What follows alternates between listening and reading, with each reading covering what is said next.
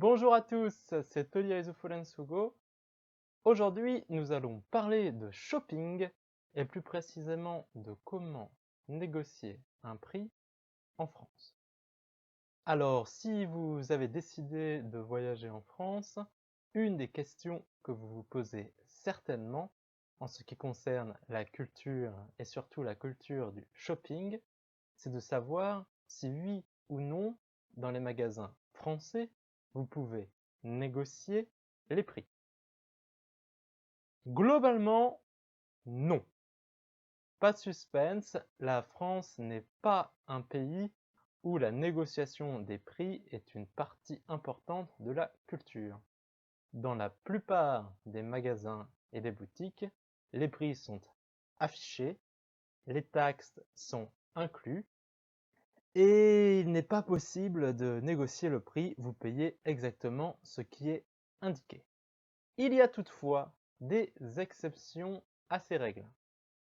Les premières exceptions sont les magasins moins formels, à savoir les marchés, les brocantes ou les vide-greniers.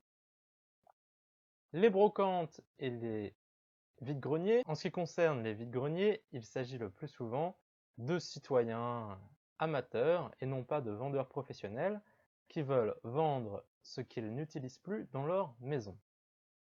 Il est souvent possible de négocier directement avec la personne le prix. Généralement, si vous achetez une grande quantité ou plusieurs objets, un discount, c'est-à-dire une réduction sur le prix, vous sera accordé. Attention toutefois à ne pas être trop agressif dans les négociations, cela sera très mal perçu par les Français.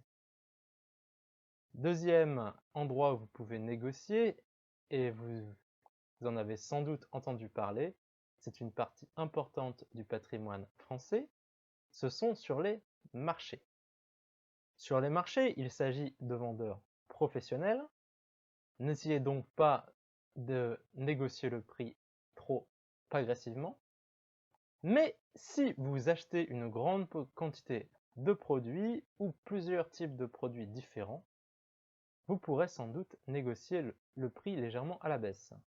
Autre petite astuce, si vous arrivez à la fin du marché, avant que les personnes s'en aillent, et que vous voulez acheter les produits qui restent sur la boutique, vous aurez sans doute le droit à des discounts beaucoup plus importants.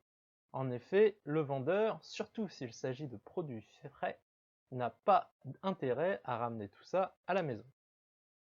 Alors, comment négocier avec des Français? Eh bien, je vous conseille de négocier de manière indirecte. Il est bien sûr possible de négocier de manière plus directe en annonçant je vous en donne 10 euros, je vous en donne 15 euros, donc je vous en donne un prix fixé, mais ça marche assez rarement et vous n'aurez pas les meilleurs prix de cette manière. Alors que si vous négociez de manière indirecte, vous pouvez, sans froisser la sensibilité du vendeur, avoir des prix beaucoup plus intéressants. Par exemple, hésitez. Si vous vous montrez intéressé par un produit, mais que vous hésitez parce que le prix vous semble trop cher, le vendeur va automatiquement vous en proposer un prix inférieur. Une bonne idée aussi est de lui spécifier votre budget.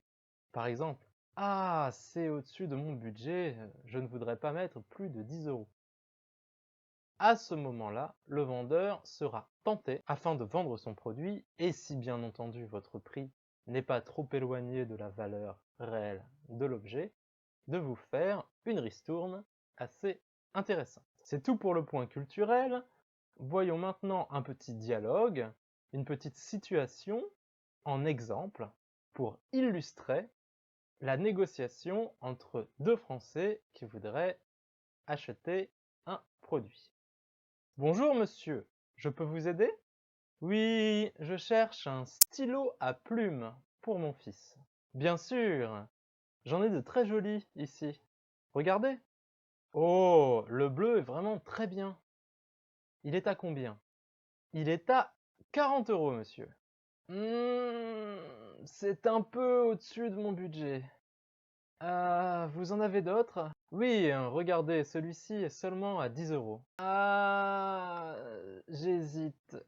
Il est bien, mais l'autre aurait vraiment fait plaisir à mon fils. Oui, celui-ci est moins travaillé. C'est vrai que l'autre est beaucoup plus beau.